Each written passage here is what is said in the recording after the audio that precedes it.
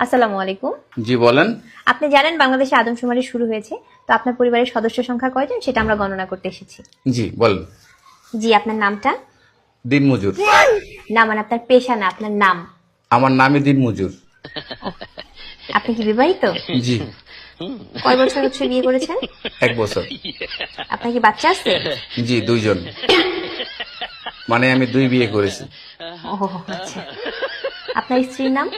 ছোট জন না বড় জন? বড়জন? কেয়ামত। কিয়ামত। আর ছোটজন?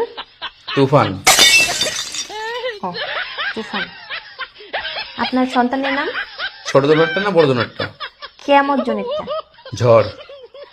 ঝড়। আর তুফানেরটা? সিডর।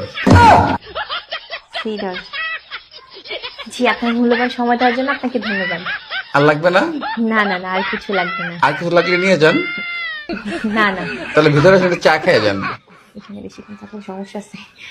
না না না না, আর কিছুই লাগবে না। আপনাকে অসংখ্য ধন্যবাদ, ভালো থাকবেন।